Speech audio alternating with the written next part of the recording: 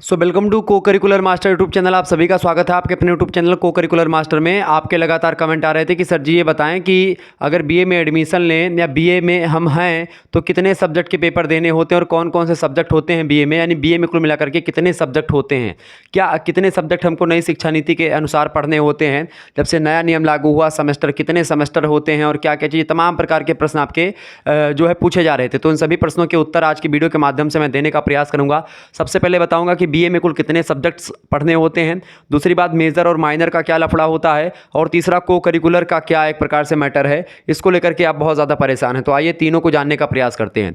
पहली बात तो ये कि भाई जो आपका बीए में कुल मिलाकर कितने सब्जेक्ट पढ़ने होते हैं, तो कुल मिलाकर के आपको 5 से 6 सब्जेक्ट आपको बीए में पढ़ने पड़ते हैं। ठीक है, तो आपके जो 3 सब्जेक्ट होते हैं भैया, 3 सब्जेक्ट जो मुख्य सब्जेक्ट होते हैं, 3 जो मुख्य सब्जेक्ट होते हैं उनकी अगर बात किया है तो वो आपको तो पढ़ना पड़ता है, जिसको मुख्य सब्जेक्ट को आप क्या बोलते हैं, मेजर सब्जेक्ट बोलते हैं। तो इसमें आपको 3 सब्जेक्ट तो लेने ही पड़ेंगे। जो आप पहले पढ़ते थे 3 सब्जेक्ट, ऐसे ही आप भी 3 सब्जेक्ट है। लेकिन नई शिक्षा नीति में कुछ क्या कर दिया गया है, इसमें मुख्य सब्जेक्ट के साथ ही साथ एक सब्जेक्ट आपको मेजर भी पढ़ना पड़ता है। कितने सब्जेक्ट भैया, एक सब्जेक्ट आपको माइनर पढ़ना पड़ता है। ठीक है, क्या पढ़ना पड़ता है, तो ये मेजर तो आपका हो गया।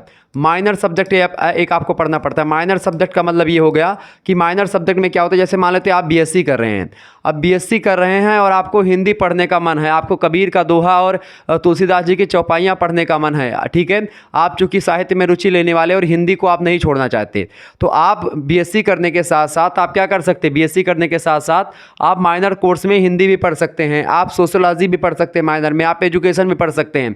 अगर आप चाहें तो माइनर कोर्स में जैसे कोई बीए का बच्चा है वो फिजिक्स पढ़ना चाह रहा है या केमिस्ट्री पढ़ना चाह रहा है, तो वो भी एक प्रकार से फिजिक्स केमिस्ट्री ले सकता है। यानी एक माइनर सब्जेक्ट जो है आपको पढ़ना पड़ेगा। तो 3 मेजर सब्जेक्ट हो गए और एक माइनर सब्जेक्ट हो गया। इसके अलावा एक आपको हर एक सेमेस्टर में, 6 सेमेस्टर में आपको एक सब्जेक्ट आपका को करिकुलर पढ़ना पड़ेगा। ठीक है, को करिकुलर की अगर बात करें तो को करिकुलर आपको चूज नहीं करना पड़ेगा। ठीक है, को करिकुलर की परीक्षाओं के लिए विधिवत तरीके से को करिकुलर मास्टर जिस चैनल पर आप वीडियो देख रहे हैं, ये को करिकुलर परीक्षाओं की तैयारी विधिवत करवाता है, तो इस चैनल को आप सब्सक्राइब कर लीजिएगा।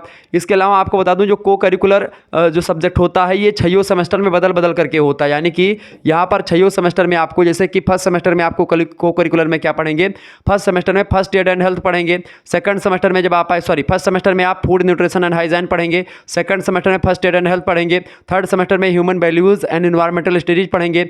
जब आप 4th सेमेस्टर में जाएंगे तो आप फिजिकल एजुकेशन एंड योगा पढ़ेंगे। जब आप 5th सेमेस्टर में जाएंगे तो analytic ability and digital awareness पढ़ेंगे। और जब आप 6th सेमेस्टर में जाएंगे तो को करिकुलर की परीक्षाओं में क्या पढ़ेंगे, तब आप पढ़ेंगे भैया क्या, communication skill and personality development. तो इस तरीके से आपके 6 सेमेस्टर में जो 6 को करिकुलर सब्जेक्ट होते हैं अदल बदल करके आपको पढ़ना पड़ता है, और वो दैनिक जीवन से ही संबंधित होते हैं। आपके जीवन में कहीं ना कहीं पे उन चीज़ों की जरूरत पड़ेगी, इसलिए को करिकुलर जो यानी अनिवार्य सहगामी पाठ्यक्रम होता है, ये जरूरी होता पढ़ना। तो ये 6 आपके तो पढ़ने पड़ेंगे हर से एक सेमेस्टर में, एक बदल करके।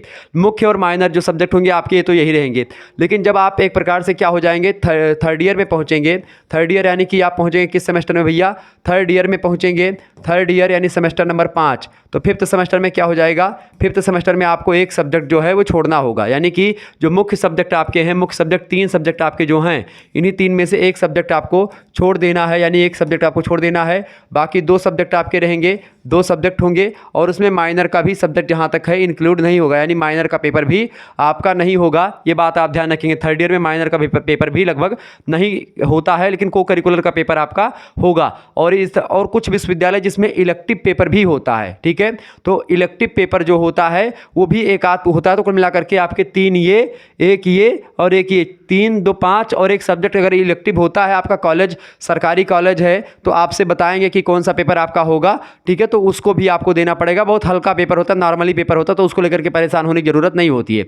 बाकी ये सब्जेक्ट आपके जो माइनर और मेजर का सिलेबस होता है लगभग एक ही समान होता है। मेजर का पेपर थोड़ा हल्का बनता है, माइनर का पेपर थोड़ा हल्का बनता है और मेजर का पेपर थोड़ा सा उससे कठिन बनता है। ये बात आप ध्यान रखेंगे। कुछ विश्वविद्यालय मेजर की परीक्षाएं लिखित करवाते हैं, लेकिन माइनर की परीक्षाएं ऑब्जेक्टिव करवाते हैं। ठीक है, कुछ विश्वविद्यालय अपने अपने हिसाब से, सारे विश्वविद्यालय पेपर का पैटर्न रखते हैं। सारी जानकारी आपको शुक्ला स्टडी पॉइंट चैनल पर आपको ऑलरेडी दी ही जाती है बीए से संबंधित, तो आप जाकर के शुक्ला स्टडी पॉइंट चैनल पर तमाम प्रकार की तैयारी कर सकते हैं। ठीक है, तो इस तरीके से आप लोगों ने समझा कि आखिरकार इसमें क्या क्या चीज़ें होती हैं। ठीक है, तो क्लियर हो गया। मेजर कितने होते हैं, तो 3 आपके मेजर सब्जेक्ट हो गए, एक माइनर सब्जेक्ट हो गया, और आपके हर एक सेमेस्टर में एक एक को करिकुलर सब्जेक्ट आपका हो गया। ठीक है, ये बात आप कुल मिलाकर के बीए में आपको 5 से 6 सब्जेक्ट आपको पढ़ने होते हैं, ये बात ध्यान रखेंगे। 3 सब्जेक्ट तो आप चूज करेंगे और 1 सब्जेक्ट आप माइनर चूज करेंगे, 4 सब्जेक्ट, बाकी सब्जेक्ट आपको चूज नहीं करने हैं, वो आपको मिल जाएंगे। क्लियर, ये बात आप ध्यान रखेंगे। तो कैसा लगा वीडियो? अगर पसंद आया तो वीडियो को लाइक करें, चैनल पर करना है तो सब्सक्राइब करें। मिलते हैं फिर नेक्स्ट वीडियो में, तब तक के लिए जय हिंद जय भारत। आप सभी का बहुत बहुत धन्यवाद हमारे से जुड़ने के लिए। इसी प्रकार से अपना प्यार हमेशा बना रखेंगे। ओके, चले। और ऐसे ही अगर और भी कोई आपको एक प्रकार से इंफॉर्मेटिव वीडियो चाहिए तो आप कमेंट जरूर कर दें, ठीक है।